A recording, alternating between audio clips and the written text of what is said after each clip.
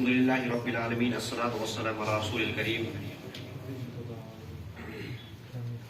وعلی آلہ واصحابہ اجمعین اما بعد قال اللہ تعالی فی القرآن المجید اعوذ باللہ من الشیطان الرجیم بسم اللہ الرحمن الرحیم ویل لکل ہمزۃ لمزہ الذی جمع مالا وعددہ یحسب ان مالہ اخلدہ كلا لينبذن في الحطمة وما أدراك ما الحطمة نار الله الموقدة التي تطلع على الأفئدة إنها عليهم مؤصدة في عمل ممددة صدق الله العظيم.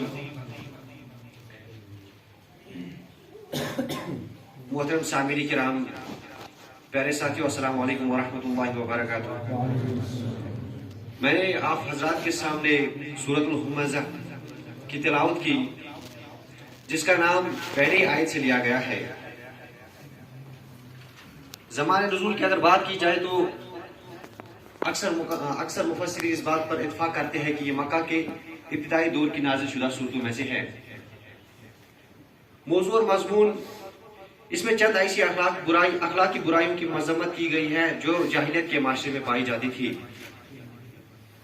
اللہ تبارک و تعالیٰ پہلی آیت میں فرماتے ہیں وَيْلٌ لِكُلِّ هُمَزَةٍ لُمَزَةٍ، بڑی خرابی ہے ان لوگوں کے لیے جو کسی کے سامنے یا کسی کے پیچھے برائیاں بیان کرتے ہیں. اس میں دو الفاظ استعمال ہوئے ہیں، ہمزہ اور لمزہ.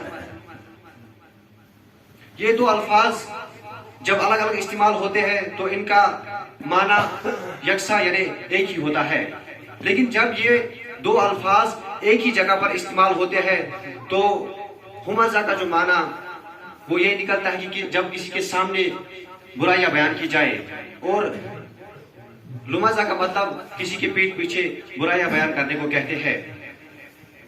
گویا کہ ہمزہ اور لمزہ دونوں کا مطلب غیبت کے ہی ہے.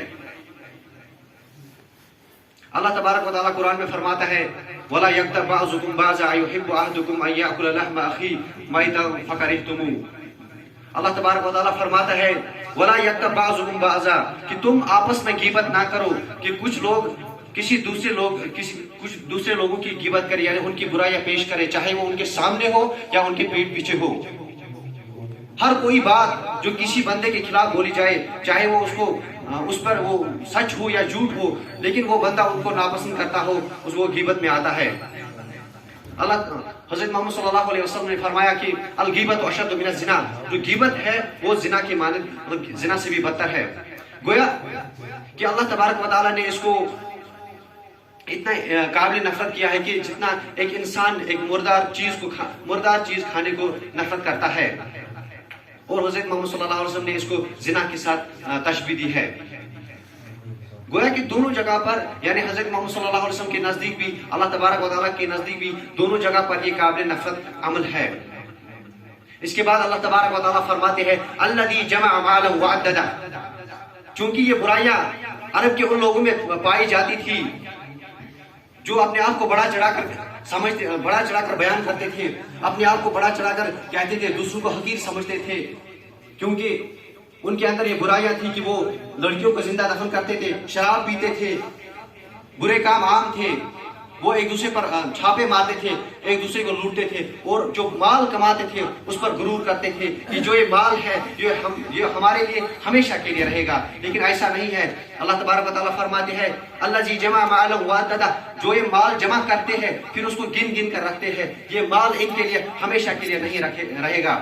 وہ اس بات پر غرور کرتے ہیں کہ جو یہ مال ہے یہ ہمیں ہمیشہ کے لیے رہے گا، لیکن ہرگز نہیں. ان کو اس بات کا پتہ نہیں ہوتا ہے کہ ان کا مقصد کیا ہے، اس دنیا میں آنے کا مقصد کیا ہے. ان کو یہ بات یاد نہیں ہوتی ہے وَمَا خَلَقْتُ الْجِنَّ وَالْإِنسَ إِلَّا لِيَعْبُدُونَ. لیکن وہ مال و دولت پا کر غرور میں پڑے ہوئے ہیں، تکبر ہوا ہے کہ میں سب سے بڑا ہوں، یہ مجھ سے چھوٹا ہے، یہ مجھ سے چھوٹا ہے، یہ اس میں یہ خامیاں ہیں، اس میں یہ خامیاں، میں ہی سب سے اچھا ہوں. لیکن ان کو اس بات کا خیال نہیں ہوتا ہے کہ ہمیں یہ مال و دولت سب کچھ ادھر ہی چھوڑنا ہے، ہمیں صرف اپنے ساتھ وہی اعمال لینے ہیں جو میں نے کیے ہوں گے اس دنیا میں، چاہے وہ اعمال صالحہ ہو چاہے وہ اعمال رذیلہ ہو.